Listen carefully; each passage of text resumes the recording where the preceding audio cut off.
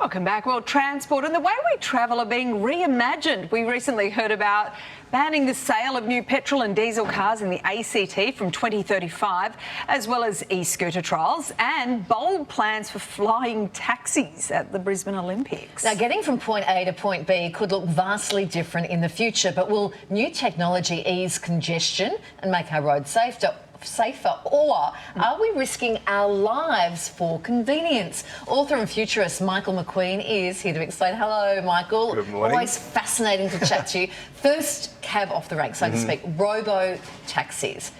Tell us about a Robo Taxi. How far off are they? It sounds so futuristic, doesn't it? But this is happening. So there are multiple cities in the US right now where these are functioning, so fully driverless taxi services. So Phoenix and in San Francisco, this is going on.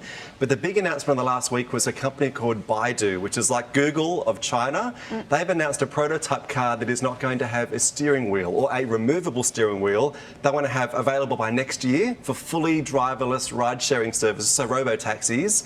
And just to beat them to it, Tesla, the year after, want to release a car that'll have not just no steering wheel, but no pedals as well. So this is like, it seems like it's sooner than most of us expected, but the reality is this is happening in lots of parts of the world right now. I just feel those two things are crucial components of a car. You know, the ability to turn or swerve and also 100%. stop. How widespread are they though, Mike? Are you talking about Robo Taxis in Phoenix? And That's right. Yep.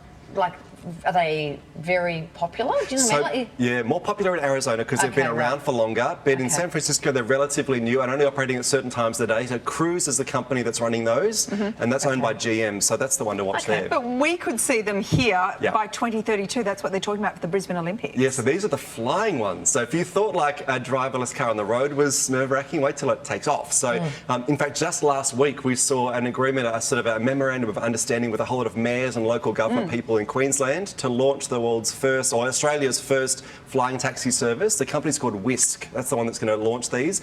But we've talked about this previously on one of the other shows. There's a company called Joby, J-O-B-Y. They want to have this launched by 2024 in South Korea. So we will be close after that, but there's a couple of other players that will be doing this first. When the Brisbane Mayor referred to being part of the first trial, he did refer to it as putting his life on the line, which as a consumer I found a little bit disconcerting. Because it's Queensland, they're going to call them flying bananas. Of course they will. Sure. Back on land, there's some positive safety news coming out of Europe, and this is around speeding drivers. Yeah, so as of this month, every new car sold in Europe needs to have what they call an intelligent speed assist. So in other words, it'll control your speed or tell you, like, scold you when you speed on the roads. The tricky thing with this is the technology is still not quite there yet. So if anyone's got a vehicle that comes up on the windscreen if you're going over the speed limit in Australia, how often do you go through a school zone at 10 p.m. on a Saturday night and your car reads that sign and it thinks it's meant to be a school zone and it's not? So the technology is still not quite there yet, but it gives you a sense of how we're seeing safety a part of vehicles increasingly.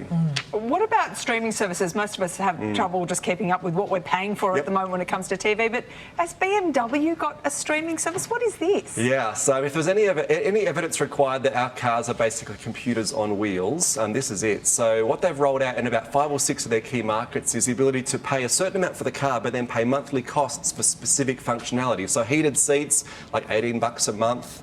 You can pay for intelligent high beams for $10 a month. So anyway, pay for what you want. And I've got to say, the tricky thing with this is it's a little bit greedy on their part, because it might seem like you're paying less up front, but as we all know, over time, those small amounts really begin to add up. I don't know, with BMW, it feels like you're paying a lot probably up front regardless. No, well, what you could do with the heated seats, for example, like in Australia, you don't need them from summer, 6 or 8 months October through whatever. Vast saving to be made there. We learned that the ACT is set to ban the sale of new petrol and diesel cars from 2035. Ambitious. With improvements to batteries and charging facilities. Should we be confident about electric cars? It seems like there's a long way to go. Yeah, it does. Range anxiety is the big thing for a lot of consumers. Like, what if I'm halfway to Canberra or from Canberra and I run out of juice in the car? So we're going to see a lot more of this support infrastructure for charging vehicles. A lot of investment going into batteries. So I think Toyota have announced $18 billion in battery development and research within the next 6 years. So a lot of space, a lot happening in that space. But the big one is this technology called Magment. And I think we've spoken about it briefly in the past. This is a technology that charges your electric car as you drive along the road. A bit like you charge your phone on a charging pad at night. So Sweden have announced they want to have 2,400 kilometres of highways as one of these chargeable roads in the coming few years, charging your car.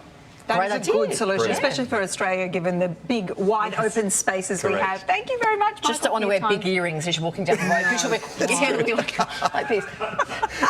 I'm sure they'll find some way to get around it. She's a real thinker, Kylie. She's always mapping out the possible shortfalls of the technology. For more, you can check out Michael McQueen's book, The New Now.